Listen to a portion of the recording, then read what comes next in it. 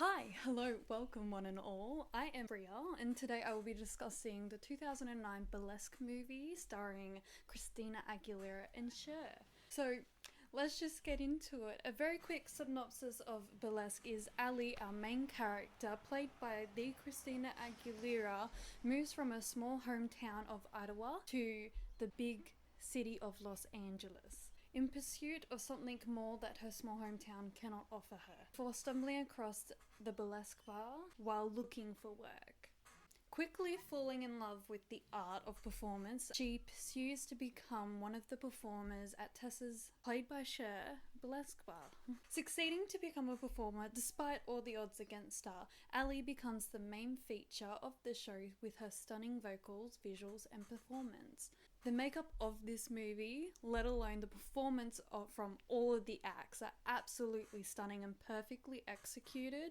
It's just something else. If you've never seen this movie, I highly recommend you see it. There are 13 performances that I will be discussing today, and will be focusing on the makeup myself. I am in the makeup that is designed for But I Am a Good Girl. Now, the head of makeup department of the Blessed movie is Cindy Williams. Cindy Williams has previously worked on movies such as No Reservations, Ocean's 12, Intolerable Cruelty, Chicago, and many more before working on Burlesque.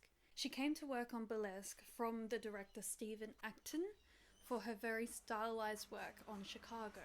Which does make sense why, because Chicago itself is a musical and it is also a very distinct look to it. Since there are 13 individual dance numbers for Burlesque, 13 unique makeup looks, hair and fashion were created for this film. It's such an enormous task as well for a whole bunch of people to take on, because they've had to design it, then eventually make it, do it, and then redo it over and over again, reapplicate certain things, because there's a lot of things going on in this movie. Now, back to the enormous task of this movie. The makeup team included Amy Shimida, her right hand, Peter Olivier, and Sabine Roller-Taylor. Candace Westmore for body makeup and airbrush. Kevin Westmore for covering the set tent with 150 background players. Tattoos were covered by Kentaro Yano, Rick Stratton, and Christine Tinsley.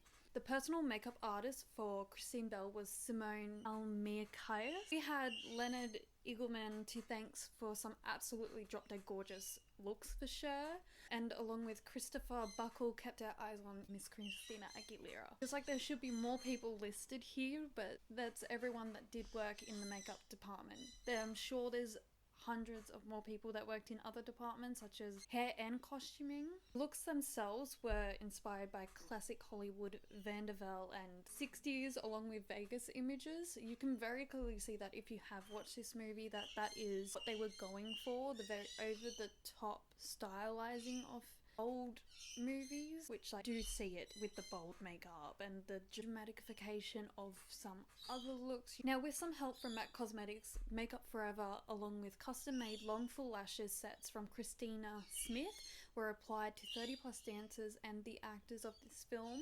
Now, for this movie, 6 trailers, huge tents, along with 15 stations and a makeup room were needed just to cover body makeup and airbrushing and tattoos. But the challenges from this set included time pressures to be staying very well organized, and for the 15-hour long work days. I don't doubt that it wasn't just 15-hour work days that they were doing. Usually films do go longer than that. And altering original colors due to sweating, lighting and fog, which, like, all honesty, I can't imagine the stress that comes with sweat and heat.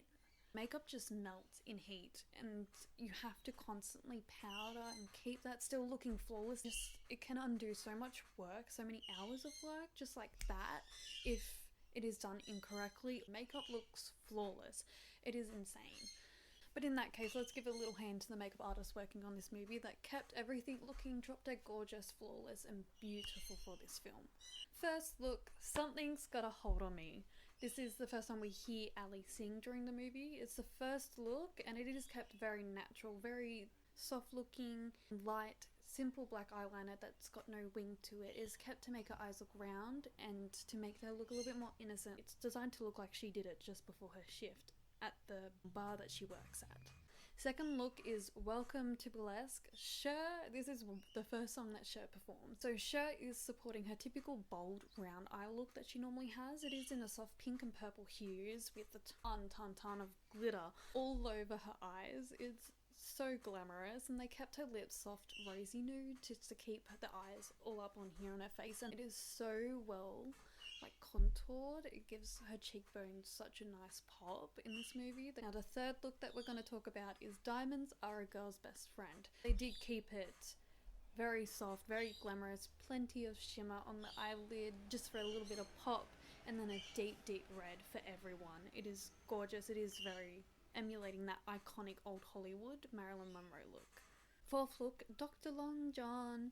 It is a very black and silver look in its own, and it's smoked out. Heavy on the lashes. It's a very deep pink to red lip that they use for this one. This is where I can see like some 60s influence with.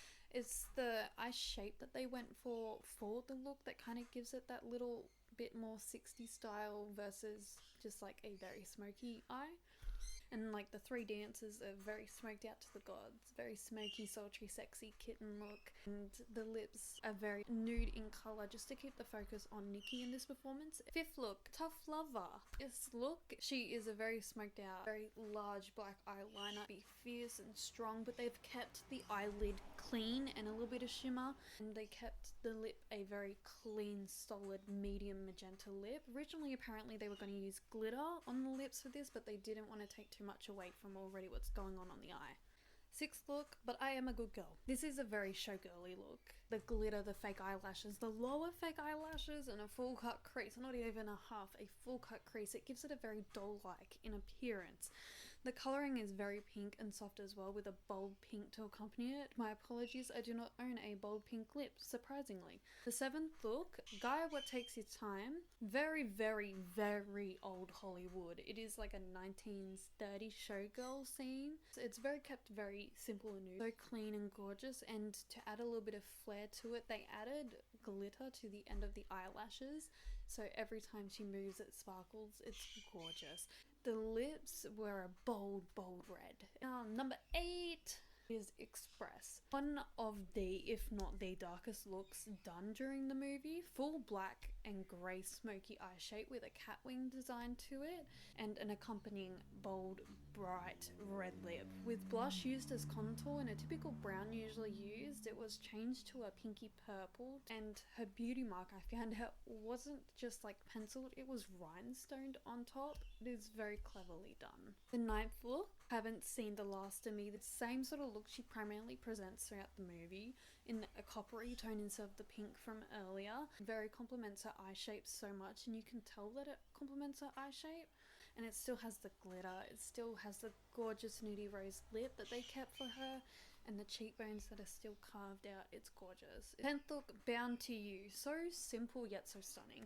It's just such a clean cut raise, clean brown. It's very soft, very subtle, bold black eyeliner with that bold blood red lip. She looks like a lily to me in this scene. It is such clean and glamorous. 11th look, Show Me How You Bless. This is the last song of the movie, and I've got 2 more honorable mentions to talk about afterwards. But Show Me How You Bless, it is a smoky brown eye look. It's gorgeous. Getting a full red lip. It is not orange, it's not pink, it is red. 2 honorable mentions. For number 12 and 13, you don't get much screen time with this. This is something I spotted while watching the movie. I love these 2 looks. I wish I could see them more. During 2 transition scenes, look 12, it is very 60 coded. I would love to know what song they were going to use for this, but they don't reveal it from what I could find. They've got the thick as hell eyeliner going on, an uppercut crease.